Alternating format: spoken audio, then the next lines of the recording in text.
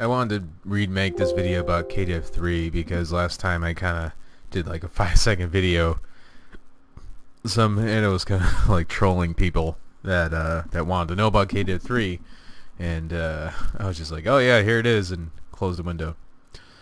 So it's a program used for looking at differences in code.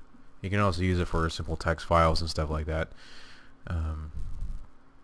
So looking at this, it wants the base, B, which could be a common higher ancestor of the project, and then C is optional. So let's look for a few files here. In fact, let's cancel this and let's use. That's not what I want. I want to git bash. Holding the microphone to my face because of the static noise. For some reason I receive a really weird static noise when the microphone's close to my router, so I should probably go to the doctor for that, seeing as it's right next to me. Let's see. Let's echo out something to a file, and let's echo world txt.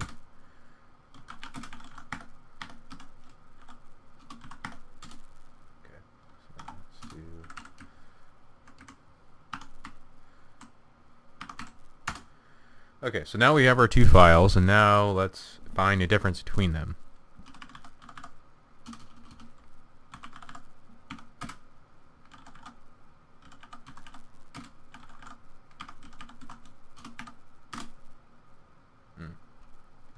Okay, so Kdiff3 is not, I don't have an alias set up to that, but I believe it does work for git diff of let's just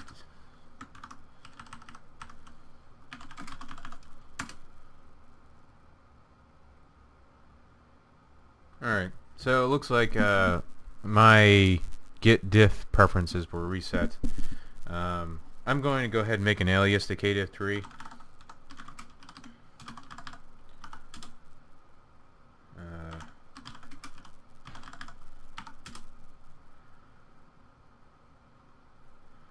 Should be in there somewhere.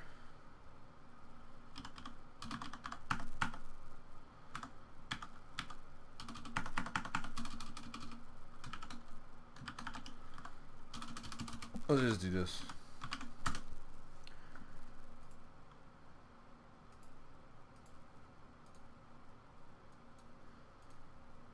Yeah, so there it is. So program files, Kdiff3.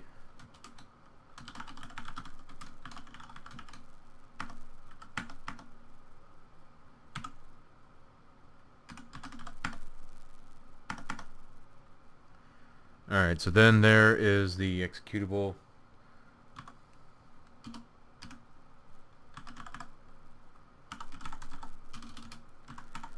And whenever we execute an executable with git bash, you have to type command and 2 slashes in front of the thing. I don't really know what that does. I think it executes command prompt for us. But then we're going to type our test txt test2.txt. I'll just see if this works, and we'll make an alias to it. Alright, so it does work, so we can make an alias safely to that executable using that command, which I'll copy and paste to my bash profile. But see, you can see Kdiff3, this is only showing you the difference between the two files. When you have a git repository, which I'll switch to in a sec, it'll also show a B, and C option, A being the base, B being your change, and C being something if it like conflicted, I think. I have to review it myself to make sure it might not be valid information. But you can see the difference here, outlined in red, is where the differences lie. It's such a short file, that's why it's got such a big line. But you can see the differences here. This is that file, and this is this file. So that's pretty much how it works. There are a few bugs with this program. I like it a lot because this is what I was trained on. It's pretty simple to use. It was pretty easy. One bug I noticed was when I used this on a Mac, I had to switch to another view and then come back to this. and then it worked. I didn't have access to these menu buttons up here. So if you encounter that, that's a reason. That's how you fix it. I'm not really well. It's a workaround. It's not how you fix it. So let's go ahead and close this. Let's copy this command here and open our bash profile.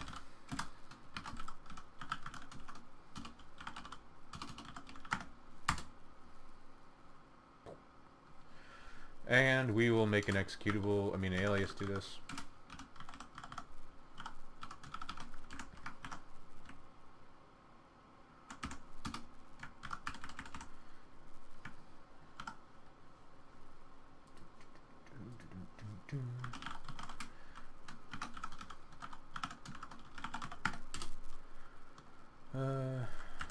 So let's test this again, just make sure my alias now works.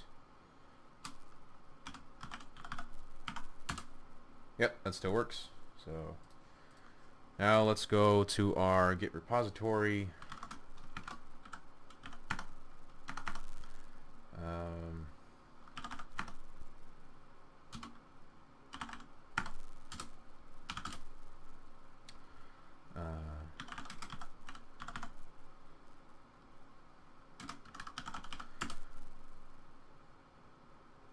Launched in the browser. Okay. See if I remember how to do this. Been a while. Because I want to do diff between commits. So let's just do git diff. See where that opens up.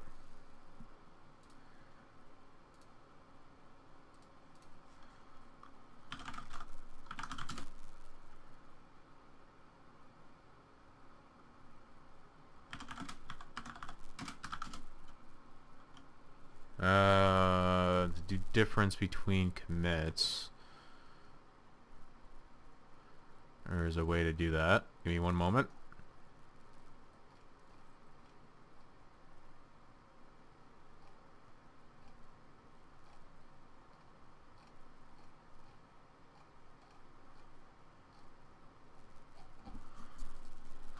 To find the difference, the diff between commits. Git.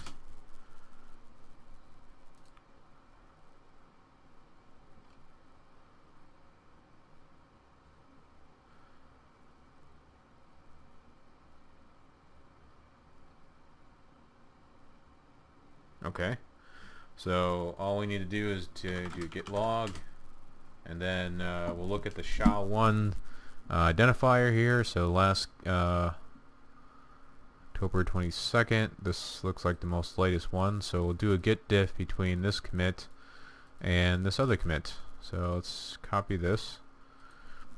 Between this one, and then we'll do it between this one.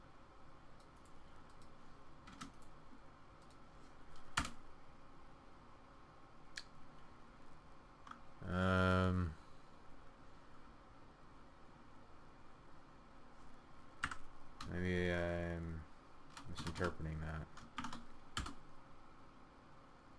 Okay. So there is the difference between abc.txt. So looks like a new file, and I added abc.txt, and I put hello world into it. So git diff is not configured as my default editor, or I'm sorry, Kdiff3 is not configured to be my default editor.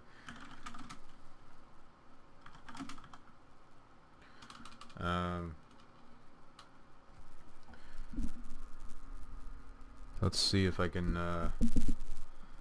remember how to do that here.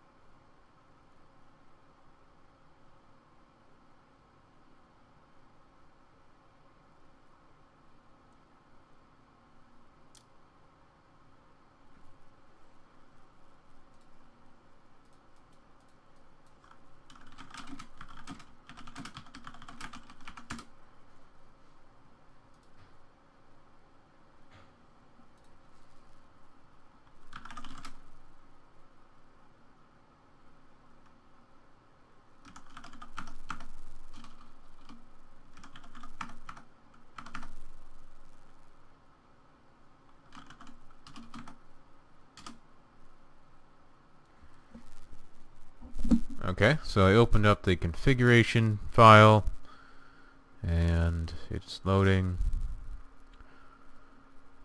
So here's some information, and there should be a way to set the diff tool through there.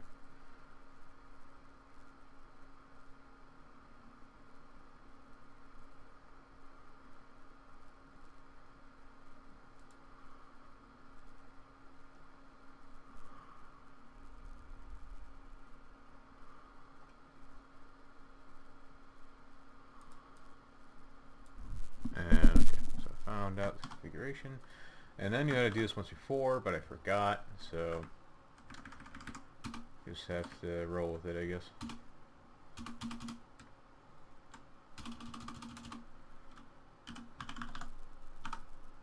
And we'll see if it picks up my alias.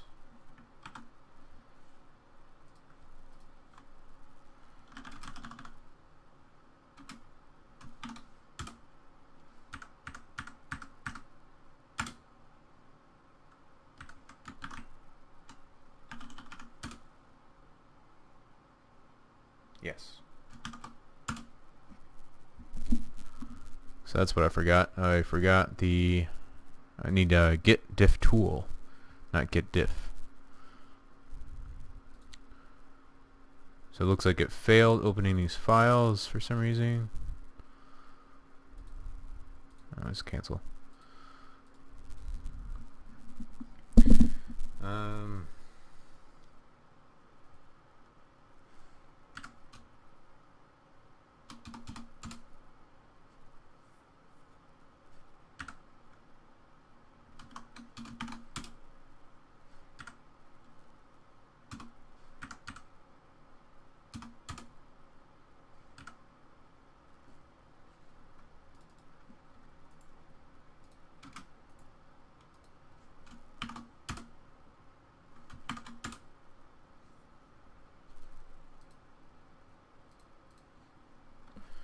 So it's having a problem opening a file, and I need to have some type of conflict here to solve to make it more evident how to use Kdiff3. So let's see if I can remember how to do that. So let's echo out to a new file.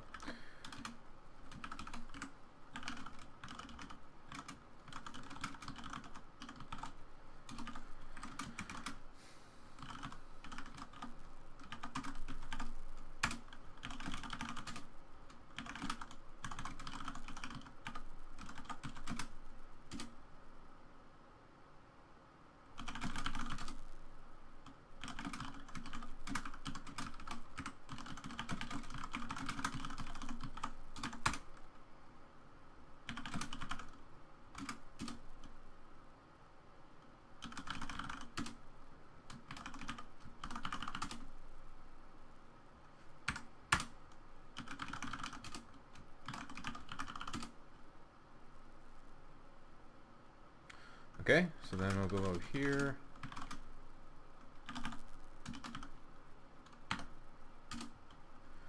And then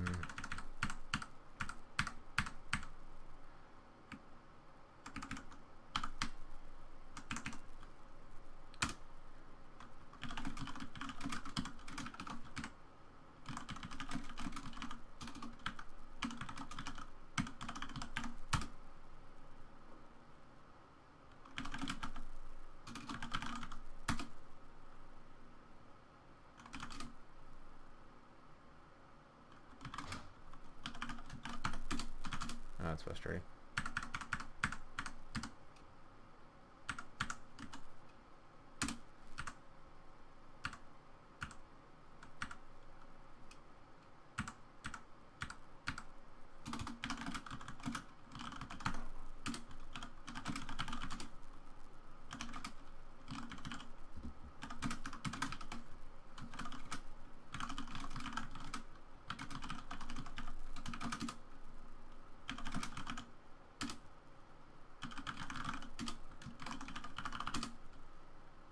Okay, so now it's rejected.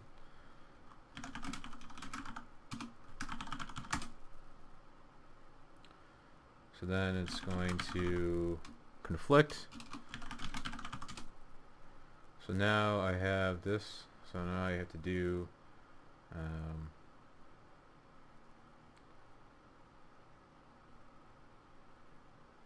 I have to solve the conflicts. So I have to do trying to remember. I think it's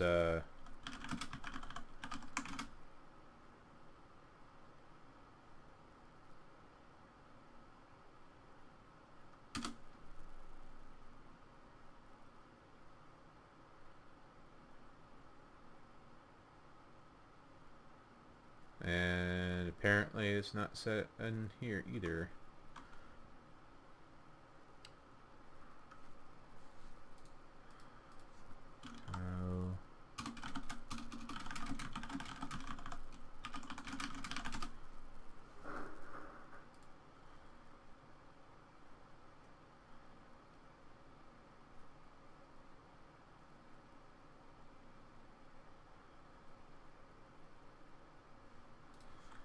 So we can specify it by just doing this.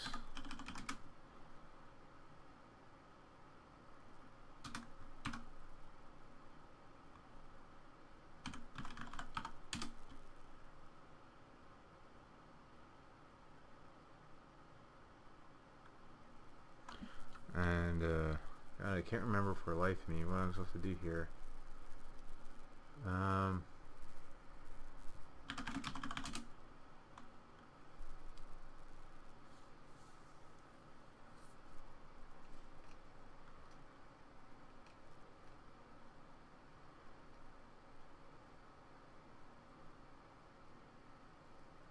Oh yes.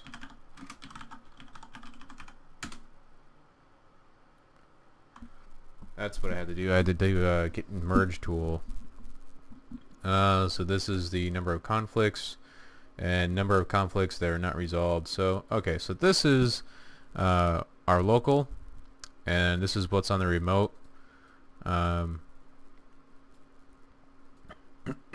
this is what we just pushed up, right? And then this is the new one that I just created, number 2.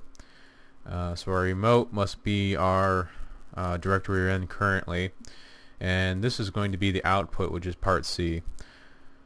So the menu seems to work, so that is not a problem anymore. So looking at this more, when you go to merge, you can choose A everywhere, choose B everywhere, or either or.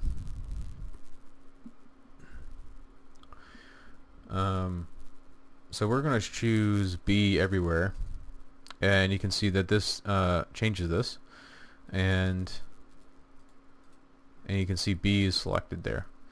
I'm going to unselect B, and I'm going to select A, and you can see A is put into there. And for every conflict you have in a file, you can click through them and choose which one you want, and that helps you resolve the conflict.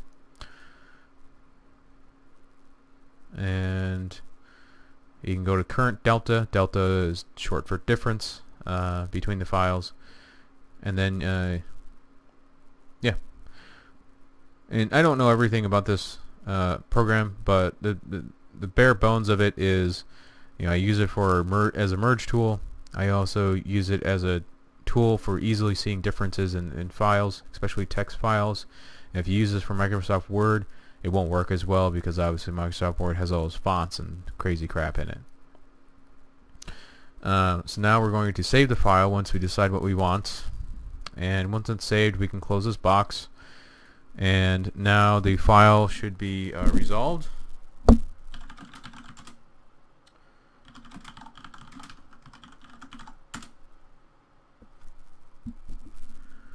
And now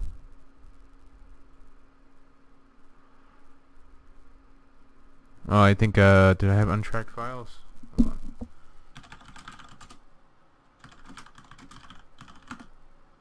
Oh, that's the original file. That's not needed.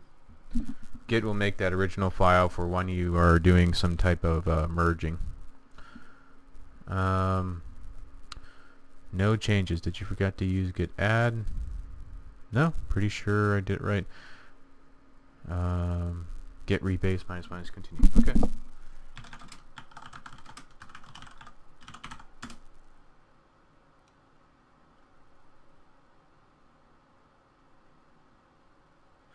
So what it's saying is there's really nothing to do. I'm just going to board out of it.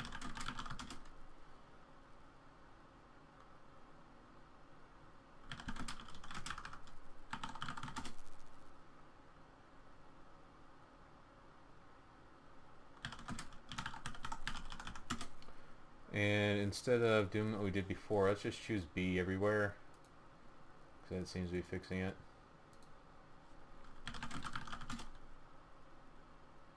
Yep, so now it's modified, so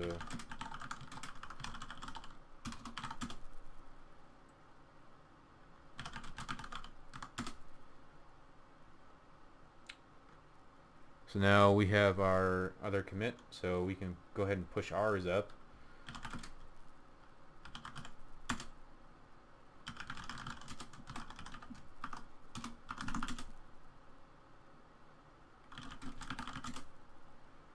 And now we're up to date. So that's kind of an overview about how you would use Kdiff3 and how you set an alias to it, and kind of how to just start using it. So thanks for watching.